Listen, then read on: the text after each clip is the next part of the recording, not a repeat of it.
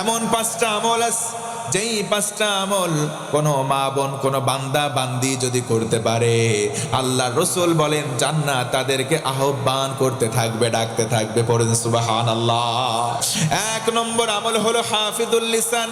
ও আমার মা, ও আমার বোন, এক নম্বর আমল হলো জবানটাকে সংরক্ষণাবেক্ষণ করা।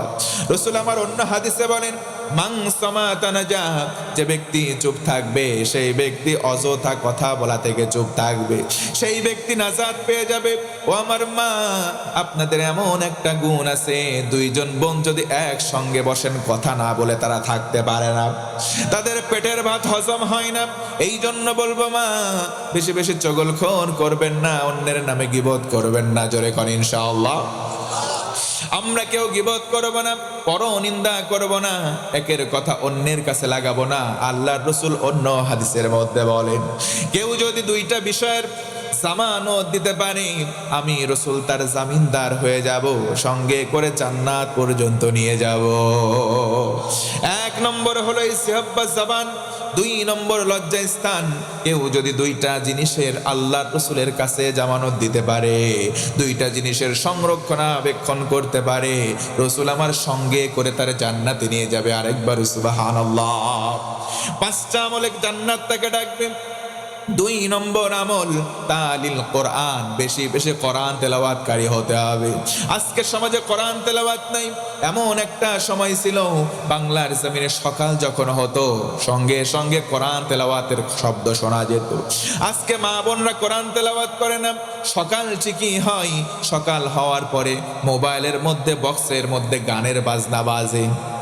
কথা বলেন আছে না নাই? এই যে যখন সময়গুলো উল্টো দিকে চলে যাবে, এই সময় রহমত পাবো না। আল্লাহ রসুলের একটা হাদিস, আমার মা বোনেরা অনেক সময় আমাদের কাছে বলে, বাচ্চা শুধু কাঁদে, বাচ্চা শুধু কাঁদে, হুজুর একটু পানি পড়া দেন। আমি বলবো মা, একটা আমল আপনি করেন, পানি পড়া নেওয়ার জন্য হুজুরের কাছে যাওয়া লাগবে না। প্রত্যেকদিন সকালবেলা প্রত্যুষে আপনি সূরা বাকারা তেলাওয়াত করেন। নিজে যদি পড়তে না পারেন, তাহলে বাকারার তেলাওয়াত আপনি মোবাইলের মধ্যে জোরে জোরে একটু বাজান। আপনার ঘরের মধ্যে সূরা বাকারার তেলাওয়াতের আওয়াজ যত দূর যাবে, অত দূর জিন শয়তান আপনার বাড়িতে কোনো অনিষ্ট করতে পারবে না। এই জন্য বেশি বেশি তালিল কোরআন হবে।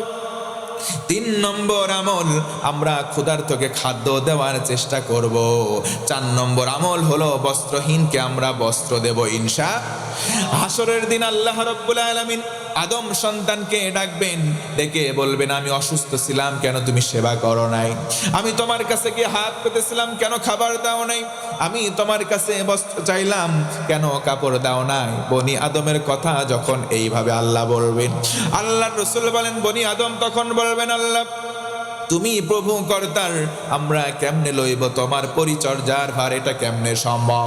আল্লাহ রাব্বুল আলামিন তখন বলবেন, ও আমার বান্দা, তোমার কাছে একজন দুস্থ মানুষ গিয়েছিল, তার হাতে যদি তুমি কিছু দান করতে, ওটা আমি আল্লাহকে দেওয়ার সমান হয়ে যেত। এই জন্য কেউ কিছু চাইলে আমরা ফেরত দেব। পাঁচ নম্বর আমল, আমার মা বোনেরা, আমার বাবাজিরা, মান সাল্লা আলা হাবিবির রহমান, যে ব্যক্তি রসুলের প্রতি বেশি বেশি দুরূদ পাঠ করবে, আল্লাহ রসুল বলেন জান্নাত তাদেরকে ডাকতে থাকবে। বলেন সুবহানাল্লাহ। ও মুসলমান, বলেন তো দেখি, আমরা একদিন দুনিয়া থেকে হারিয়ে যাব, কোনো সন্দেহ? হারিয়ে যাব একদিন আমি, রব নাই ভুবনে চিরদিন। হারিয়ে যাব একদিন আমি, রব নাই ভুবনে চিরদিন।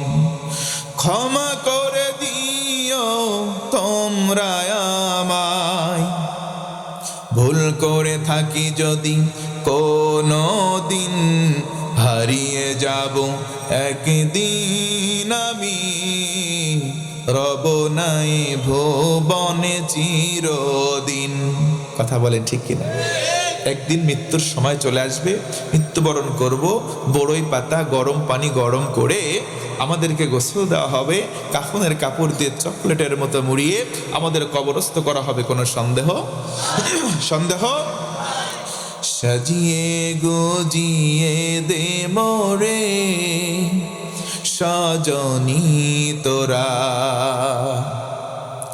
সাজিয়ে গুজিয়ে দে মোরে, সাজিয়ে গুজিয়ে দে মোরে সজনী তোরা, সাজিয়ে গুজিয়ে দে মোরে। বড়ই পাতার গরম জলে শোয়াইয়া মশারির তলে, বড়ই পাতার গরম জলে শোয়াইয়া মশারির তলে, আতর গোলাপ চন্দন মেখে দে সজনী তোরা, সাজিয়ে গুজিয়ে দে মোরে,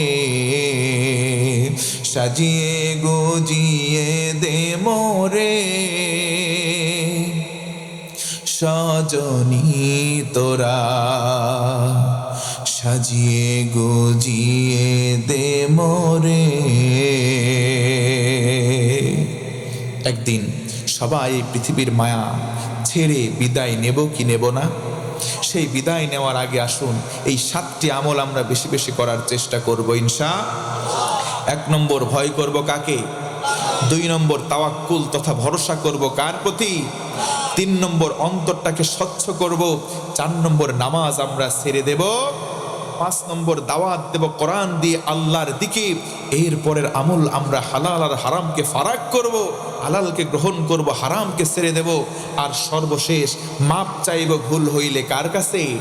এই 7টা আমল যদি কেউ করতে পারে আল্লাহ পাক তাকে কাছাকাছি করে নেবেন, আর আল্লাহর কাছাকাছি হবে যারা, জান্নাত পাবে তারা। জোরে কোন সুবহানাল্লাহ।